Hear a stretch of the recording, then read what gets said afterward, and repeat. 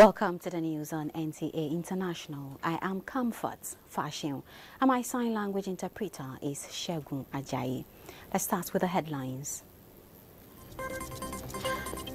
National Council Economic welcomes proposal to strengthen polio vaccination coverage.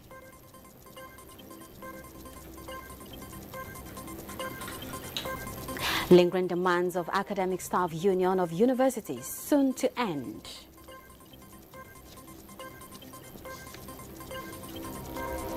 And cases of flesh-eating screwworms increase in Mexico.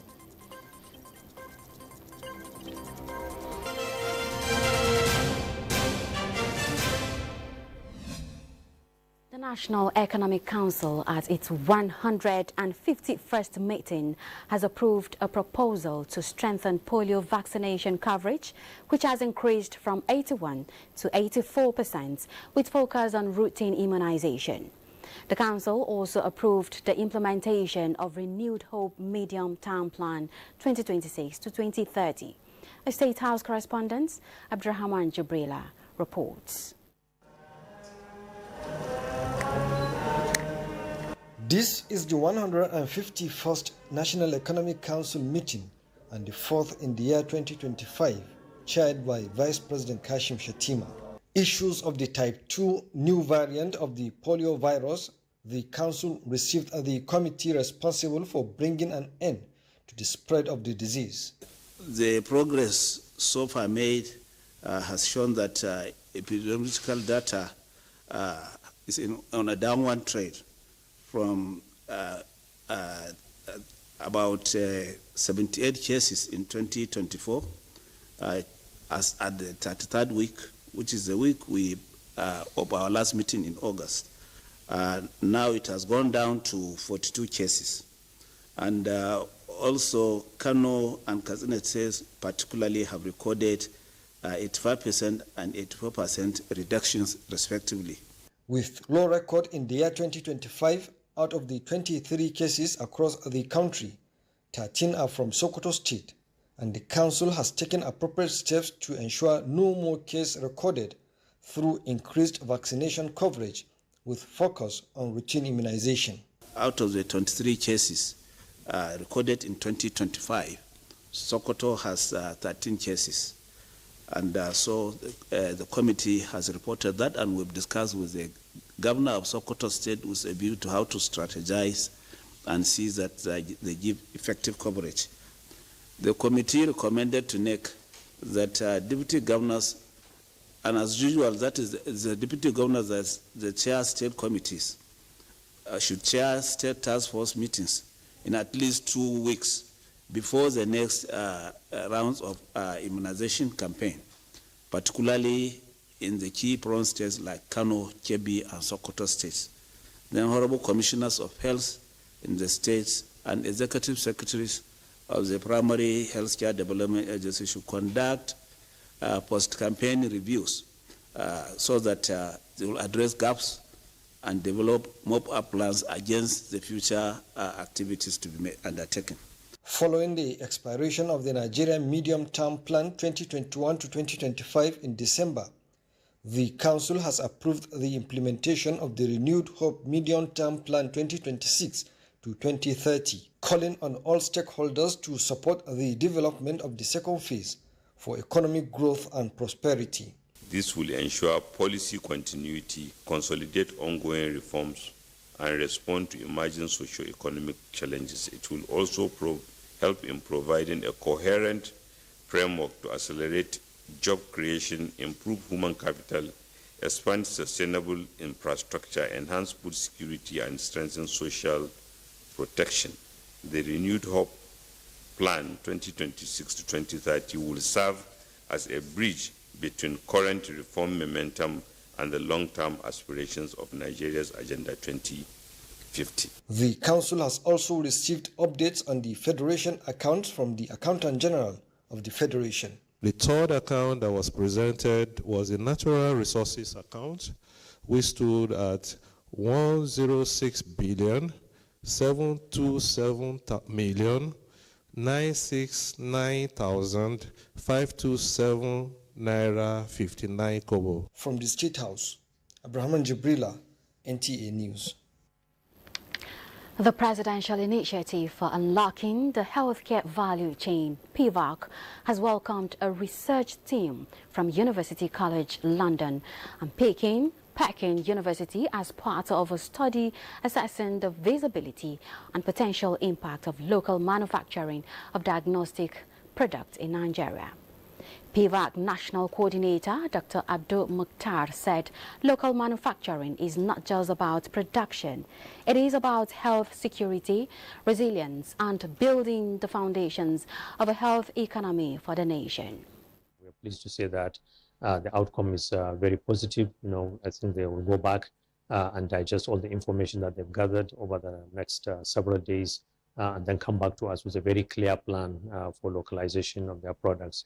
We're exploring opportunities around diagnostic manufacturing in Africa, thinking through the whole process to be able to advise them about the viability of a project in Nigeria in particular, but across the West African region.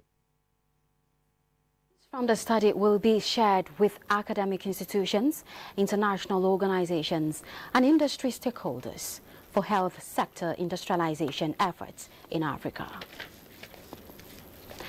Efforts to diversify the Nigerian economy are gaining traction with the gathering of industry experts to validate the National Digital Economy and E-Governance Bill in Abuja. Ayo Makinde reports that this bill is set to improve digital literacy and governance in the country. The fast rising influence of digital economy in national and cross-border interactions has prompted this convergence of the Federal Ministry of Communications, Innovation and Digital Economy alongside stakeholders to engage in smoothing rough edges and produce a guideline for this booming sector in Nigeria. That in Q1 2025, the digital economy contributed approximately 7 billion naira to our real GDP, accounting for 14.19%. When you have policy, they are just statements of intent. You want to do this, you want to achieve this. The strategy is how to do it. But law is more compelling than policies. This framework, which broadens Nigeria's digital identity, creates frontiers for emergence of more unicorns, startups, and simplified governance at all levels, signaling a departure from paper-based platforms to electronic formats. It's a modern bill, it's a forward-looking bill, and the bill has addressed taking care of things that the gaps that exist and the futuristic things that the government needs to drive an all-purpose digital government. The outcome from this engagement will be presented to the National Assembly for consideration as an act of parliament. In Abuja, Ayodeji, Makinde, NTAi News. The Renewed Hope Initiative, in collaboration with the Tony Elumelu Foundation, has launched Women Economic Empowerment Program across 36 states of the country. Tina Toro reports that the program supported 500 businesswomen in Borno states with grants to boost their small-scale businesses and enhance their economic status. Dr. Falmata Babagana Umar Zulum, wife of the state governor and coordinator of the Renewed Hope Initiative in Borno State, represented Nigeria's First Lady Oluremi Tinubu at a ceremony where the women received 50,000 naira each. Wife of the governor praised the initiative, calling it a beacon of hope for many women, and lauded Oluremi Tinubu for the unwavering commitment towards ensuring sustainability of women empowerment through the Renewed Hope Initiative. She emphasized that the support is not alone, but a grant and seed of hope for small-scale entrepreneurs. When you empower a woman, you empower a household, a community, and indeed a nation. Commissioner Women Affairs Zura Gambo emphasized that the program is designed to empower women and promote sustainable development initiatives among women. Bawagana Kyari, the Yamuram of Borno, commended the Nigerian First Lady and Falmata Babagana Umar Zulum for touching the lives of vulnerable women and charged beneficiaries to ensure proper utilization. Beneficiaries were overwhelmed with gratitude, thanking Dr. Falmata and the state governor for their support. The program emphasizes that the support is a grant, not a loan, and aims to foster hope and entrepreneurship among women in Borno State. In Maiduguri, Tina Turu, NTAi News. Nigeria is closing the loop in its cyberspace with the inauguration of a forum by National Cybersecurity Center under the office of the National Security Advisor, charged with equipping industry players with protecting Nigeria's critical national information infrastructure. Defense correspondent Najatu Tijani reports. Nigeria's cyber threat landscape, a report presented in 2022, shows trends in the country's cyberspace. Phishing attacks on SMEs increased by 87%, while 71% of Nigerian firms were hit with ransomware in 2021. All this is now changing with the official inauguration of a forum charged with protecting Nigeria's critical national information infrastructure under the office of the National Security Advisor. This journey of protecting our critical national information infrastructure has been long. It has been deliberate and strategic. From the Cybercrime Act of 2015 to the National Cybersecurity Policies 2015-2021, and of course to the recent executive order that brought us all here today that was approved by His Excellency President Bola Ahmed Tinubu, GCFR. This progress is a testament to the visionary leadership of the President, the unwavering dedication of the NSA, and our collective commitment to building a secure and resilient cyberspace. Key frameworks and tools these stakeholders from across various sectors will be equipped with for the task ahead include information sharing protocols and the National Cyber Risk Assessment Framework, among others. The forum also provides an avenue for working with reports like Nigeria's cyber threat landscape, which will offer valuable insight into countering cyber attacks and protecting Nigeria's critical information, online or offline. Najatu Tijani, NTAi News. As part of ongoing effort to disarm criminal elements, the National Center for the Control of Small and Light Weapons has destroyed illicit arms recovered from non-state actors. Defense correspondent Ismail Musa was at Giri in Abuja venue of the exercise, and now the reports. A 2024 Global Counter-Terrorism report indicates about 40 million small arms and light weapons in Africa are in the hands of non-state actors. West Africa alone has about 11 million of these illicit arms. The chunk is said to be in Nigeria. Proliferation of these illicit arms mostly attributed to security challenges in the Sahel region. Nigeria's vast porous border, partly responsible for terrorism, banditry and piracy. This arms destruction is part of Nigeria's efforts to the eradication of illegal arms. Better to witness the destruction of decommissioned, unserviceable, as well as recovered, captured illicit small arms and light weapons, which have been mopped up through kinetic operations conducted by the military and other security agencies across the country. The exercise demonstrates Nigeria's commitment to the Article 17 of the ECOWAS Convention on the Regulation of Small Arms and Light Weapons in the sub-region. 1,316 small and light weapons have been destroyed in today's exercise, while the center has destroyed about 13,206 small and light weapons since establishment in 2021.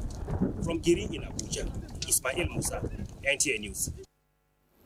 The lingering demand of the Academic Staff Union of Universities, ASU, may soon receive fresh attention as the federal government inaugurated a high-powered technical committee to review and address the concerns. The Minister of Education, Dr. Tunji Alausa, disclosed this in Abuja while briefing the media on current developments in the education sector. We're going to do this thing once and for all. Previous agreement that had been done with NASU by the government, the Ministry of Justice was not involved. We want this to be done in a constitutional manner that will, every single agreement that we reach with them will be within the context of our constitution. We would review this, and now once we finalize our own proposal to ASU, we'll give that proposal, a counter proposal to Alhaji Yale Ahmed committee to take to ASU, and then ASU would talk and deliberate and will come back to us.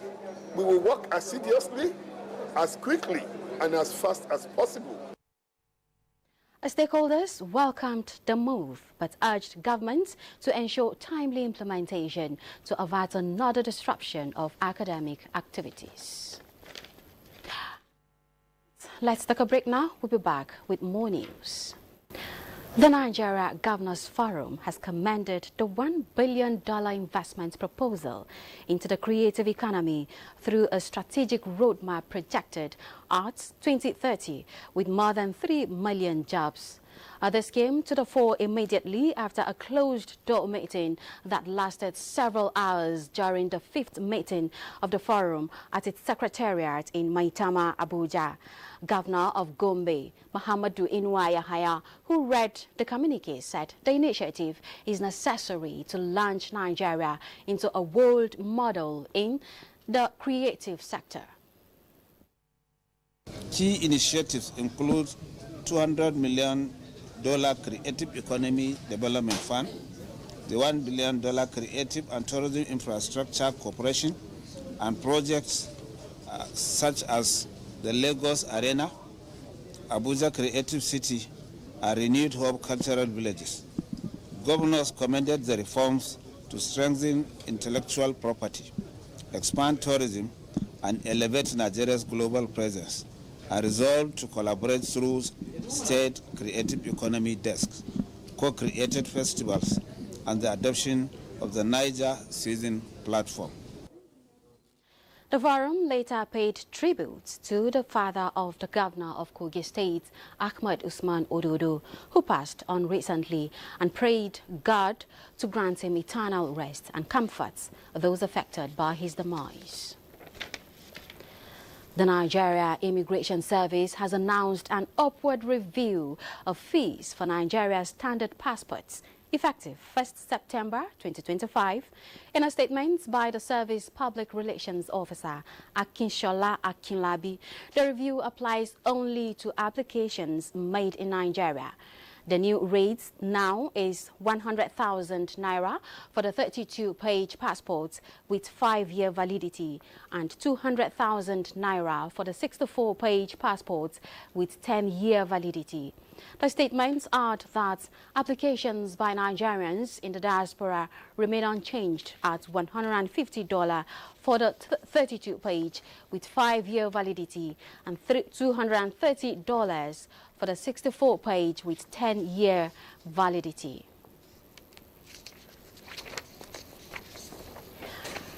Chairman of the Nigerians in Diaspora Commission, Abike Dabiri Erewa, has praised Presidents Bola Tinubu and Brazilian President Luiz Lula da Silva for their commitment to fostering cultural ties between Africa and its diaspora.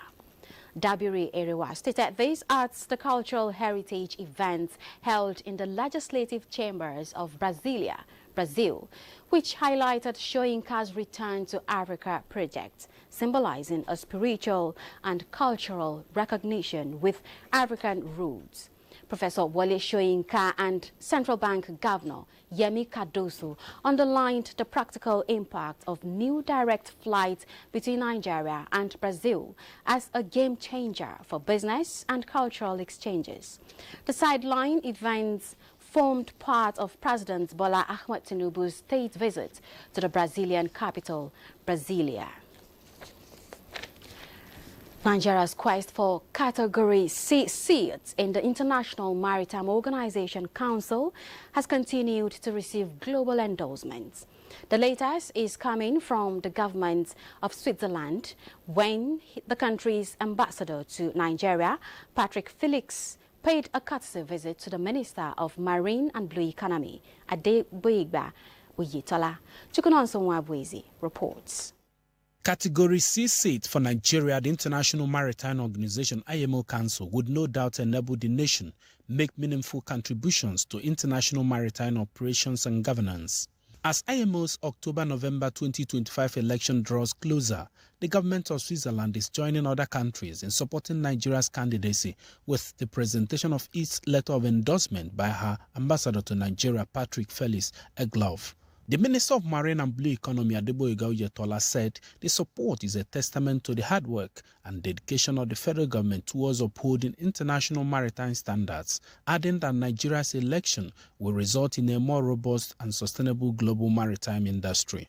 The minister used the ambassador's visit to highlight key transformations being witnessed within the country's maritime sector, leading to the development of an all-encompassing national policy on marine and blue economy. Chukunonso Mwapweze, NTN News. A top Chinese official will lead a delegation to Washington for trade talks this week. Beijing said this on Thursday as the two countries navigate a truce after months of friction. Framapani reports. Li Chenggang, China's international trade representative and Vice Minister of Commerce, will travel to Washington to meet with relevant U.S. officials, Commerce Ministry spokeswoman He Yongqiang said. Tensions between the world's two largest economies have simmered this year, but have significantly cooled since April, when both countries slapped escalating tariffs on each other's exports. Duties reached triple digits on both sides, lowering supply chains as many importers halted shipments waiting for the government to work things out. Since then, Washington and Beijing have reached an agreement to de-escalate tensions temporarily, reducing tariffs to 30% on the United States side and 10% on China's part. Li's trip to Washington comes days after U.S. President Donald Trump said he expects to visit China this year or soon after. China is the world's leading producer of rare earths used to make magnets essential to the automotive, electronic and defense industries. This month, they delayed the threatened reimposition of higher tariffs on each other's exports for another 90 days, meaning the pause on steeper duties will be in place until November 10. Bloomberg reported this month that U.S. plane manufacturer Boeing is in talks to sell up to 500 aircrafts in Chinese companies, a deal likely to be contingent on Washington and Beijing coming to a longer-term trade agreement. Meanwhile, Britain's Defense Secretary John Healey holds talks with Japan's Defense Minister Gen Nakatani in Tokyo as the two countries make efforts to further strengthen ties. Responding to an increasingly severe international security environment and sharing the recognition that the security and prosperity of Euro-Atlantic and Indo-Pacific are indivisible. The two ministers emphasized the UK and Japan's deep strategic alignment and reaffirmed the enhanced global strategic partnership. They committed to further strengthening of defense capabilities and increasing security cooperation to help safeguard global peace and stability. Healey told reporters that the discussions reflect the fact that the partnership with Japan is one of their broadest and one of the most important defense and security partnerships that the UK has. Frama Panyi, NTAi News. Mexico has reported a 53% increase in cases of flesh-eating screwworm in animals over the past month. Government data shows the parasite continues its northward trajectory towards the United States border. Frama Panyi has more.